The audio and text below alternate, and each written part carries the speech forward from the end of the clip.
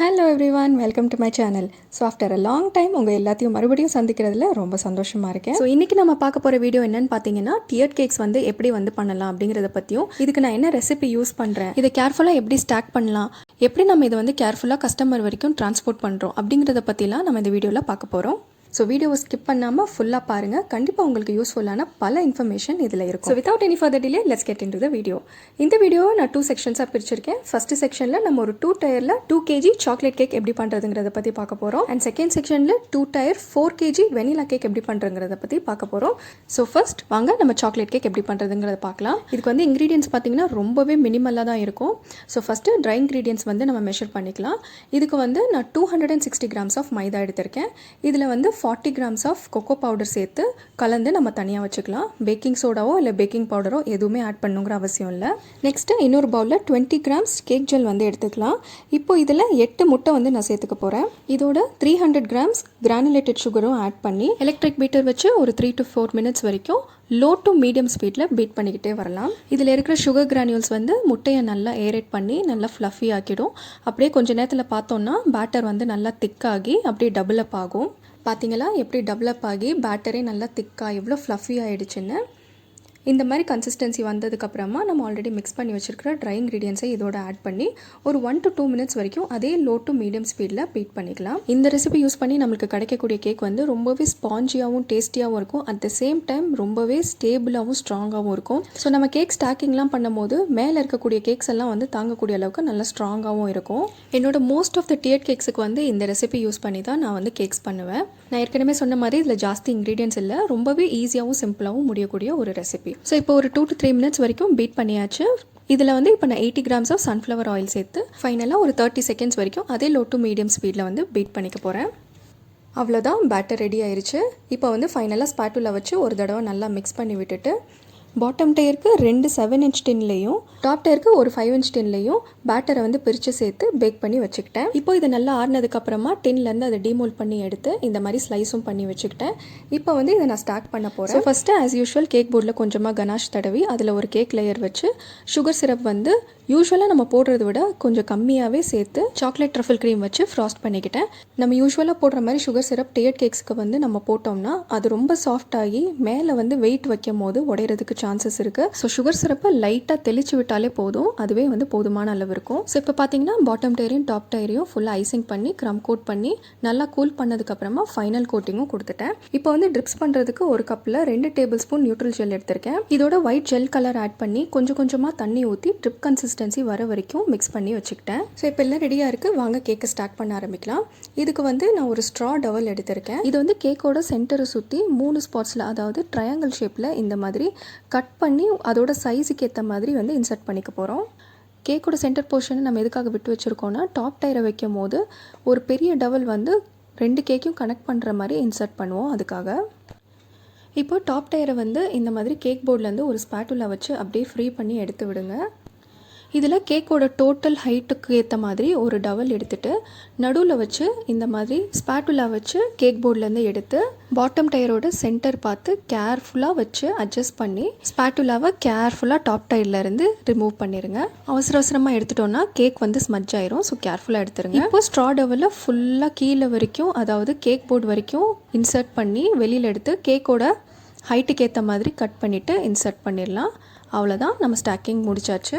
இப்போ நம்ம ஸ்டாக்கிங் பண்ண இடத்துக்கு மேலே கொஞ்சமாக க்ரீம் தடவி ஸ்மூத் பண்ணி விட்டுட்டு நம்ம பண்ண வேண்டிய டெக்கரேஷன்ஸ் எல்லாத்தையும் நம்ம பண்ணிக்கலாம். ஸோ இது வந்து ஒரு ஃப்ரோசன் தீம் கேக்குங்கிறனால நான் கேக்கை சுற்றி ஒயிட் கலர் ட்ரிப்ஸ் வந்து போட்டுக்கிட்டேன். அது போக க்ரீம் வச்சு கொஞ்சமாக அங்கங்கே டெக்கரேஷன்ஸ் எல்லாம் பண்ணிவிட்டு ஃப்ரோசன் தீம் கேக் டேக்ஸ் எல்லாம் ஆட் பண்ணி டெக்கரேஷன்ஸை கம்ப்ளீட் பண்ணிவிட்டேன். கேக்கோட ஃபைனல் லுக் பார்த்திங்கன்னா இந்த மாதிரி தான் இருந்துச்சு.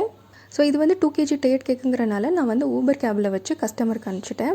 காரில் வந்து நம்ம கேக்கை டிரான்ஸ்போர்ட் பண்ணும்போது முக்கியமாக சில விஷயங்களை பார்க்க வேண்டியது இருக்குது. அதை தான் நம்ம இப்போ பார்க்க போகிறோம்.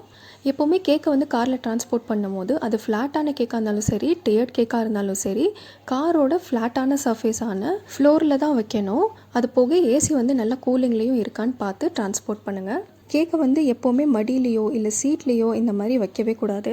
அப்படியும் கேக் சீட்டில் தான் வைக்கணும் அப்படின்னா சீட்டோட கார்னரில் இந்த மாதிரி கிளாத்தோ இல்லை புக்ஸோ வச்சு கேக் பாக்ஸ் வந்து ஈவனாக இருக்கான்னு பார்த்து டிரான்ஸ்போர்ட் பண்ணுங்கள். So that was all about chocolate 2 kg tiered cake. Next நம்ம tiered 4 kg strawberry blueberry cake எப்படி பண்ணுறதுங்கிறத பற்றி பார்க்கலாம். இதுக்கு வந்து ஃபஸ்ட்டு நான் ஒரு பிளெயின் வெனிலா கேக் பண்ண போகிறேன். இதுவும் நம்ம cake gel and egg use பண்ணி தான் பண்ண போகிறோம். ஸோ ஃபஸ்ட்டு ஒரு பவுலில் நான் 16 எக்ஸ் எடுத்துக்கிட்டேன்.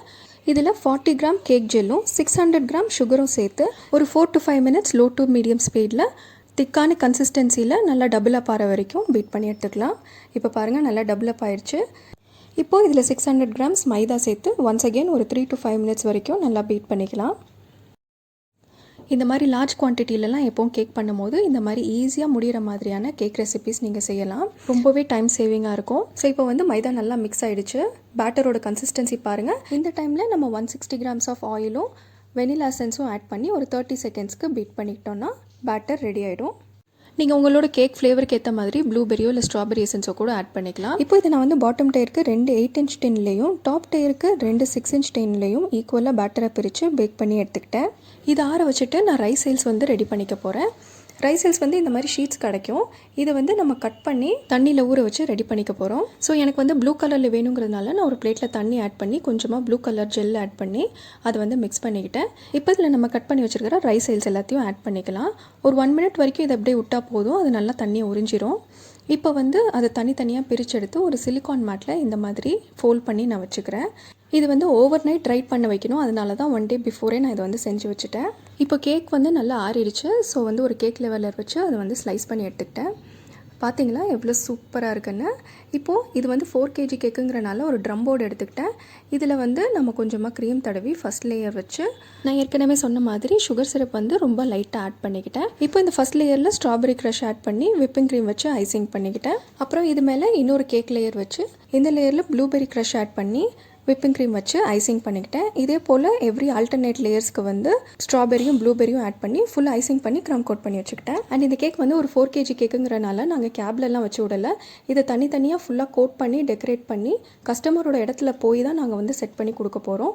ஸோ அதனால் 1 டே ப்ரையராகவே நான் வந்து இதை ஃபுல்லாக க்ரம் கோட் பண்ணதோட பாட்டம் டைலில் மட்டும் ஸ்ட்ரா டவல்ஸ் இன்சர்ட் பண்ணி ரெஃப்ரிஜரேட் பண்ணியாச்சு. அண்ட் டாப் டைலையும் தனியாக க்ரம் கோட் பண்ணி ரெஃப்ரிஜரேட் பண்ணிட்டேன். ஸோ தட் நெக்ஸ்ட் டே வரைக்கும் நல்லா கூலாகி நம்ம எடுத்துகிட்டு போகிறதுக்கு கரெக்டாக இருக்கும். இப்போ வந்து பார்த்தீங்கன்னா டாப் டைலில் இருக்கிற இந்த ஃப்ரோசன் தீம் எடிபிள் ஃபோட்டோ பிரிண்ட்டை வர வச்சு அதை ஃபாண்டன்ட்டில் வந்து ஸ்டிக் பண்ணி கட் பண்ணி வச்சுக்கிட்டேன். எப்போவுமே ஃபோட்டோ பிரிண்ட் பொறுத்த வரைக்கும் பார்த்தீங்கன்னா நம்ம வாங்கின உடனே அதை ஃபாண்டன்ட்டில் வந்து எடிபிள் க்ளூ வச்சு ஸ்டிக் பண்ணிட்டோன்னா நெக்ஸ்ட் டே நம்மளுக்கு வந்து அதை யூஸ் பண்ணுறதுக்கு ரொம்பவே ஈஸியாக இருக்கும். இந்த ஸ்டிக்கிங் ப்ராப்ளமோ இல்லை வந்து உடையிற ப்ராப்ளமோ இருக்காது. So that was one tip for edible photo prints.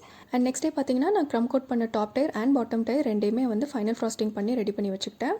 இதுக்கிடையில் நம்ம காய வச்சிருந்த ரைஸ் சேல்ஸும் நல்லா ட்ரை ஆயிடுச்சு. அதை வந்து அப்படியே பிளெயினாக விடாமல் அது மேலே கொஞ்சமாக சில்வர் எடிபிள் டஸ்ட்டை வந்து அப்ளை பண்ணி ரெடி பண்ணி வச்சுக்கிட்டேன். நெக்ஸ்ட்டு ஃபாண்டன்ட் ஸ்னோ டெக்கரேஷனுக்காக ஒயிட் கலர் ஃபாண்டன்ட் வந்து ரோல் பண்ணிவிட்டு இந்த மாதிரி ஸ்னோ ஷேப் கட்டர் வச்சு ஃபுல்லாக கட் பண்ணி எடுத்து வச்சுக்கிட்டேன். நெக்ஸ்ட்டு டாப் லேயரில் இருக்கிற இந்த ஐசோமால் டெக்கரேஷனுக்காக இந்த மாதிரி மார்க்கெட்டில் கிடைக்கக்கூடிய ஐசோமால் கிரானியூல்ஸை ஒரு 1/4 கப் அளவுக்கு எடுத்து பாத்திரத்தில் சேர்த்துக்கிட்டேன். இதை வந்து மீடியம் ஹீட்டில் வச்சு கொஞ்சம் நேரம் அப்படியே ஸ்பூன் வச்சு கிண்டி கிண்டி விட்டு மெல்ட் பண்ணிக்கிட்டேன். ரொம்ப ஹை ஹீட்டில் வச்சோன்னா திக் ஆகிடும். ஸோ மீடியம் ஹீட்லேயே வச்சு இந்த மாதிரி மெல்ட் பண்ணிக்கலாம். இப்போ இதில் வந்து ஒயிட் கலர் ஜெல் கலரும் ப்ளூ கலர் ஜெல் கலரும் ஆட் பண்ணி மிக்ஸ் பண்ணிக்கிட்டேன். இதோட கன்சிஸ்டன்சி பார்த்தீங்கன்னா ரொம்பவும் வாட்டரியாக இருக்கக்கூடாது. ஹீட்லேருந்து எடுத்தோன்னே கொஞ்சம் வாட்டரியாக இருக்கும்.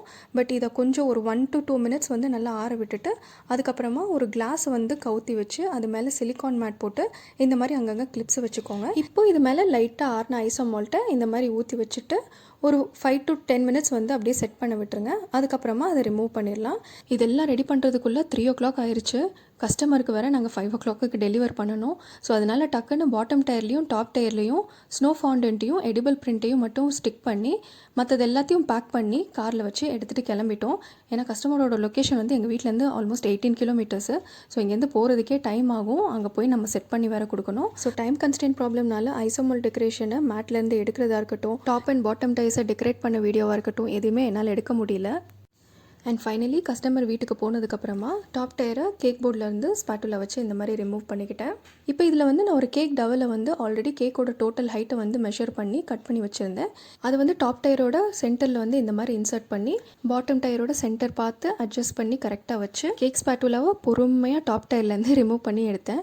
அதுக்கப்புறமா கேக் டவலை இன்சர்ட் பண்ணிட்டேன். அப்புறம் நான் பேக் பண்ணி எடுத்துகிட்டு போன டெக்கரேஷன்ஸ் எல்லாத்தையும் ஒன்றா சாக்லேட் கனாஷ் வச்சு ஸ்டிக் பண்ணி ஃபுல்லாக டெக்கரேஷனை வந்து கம்ப்ளீட் பண்ணிக்கிட்டேன்.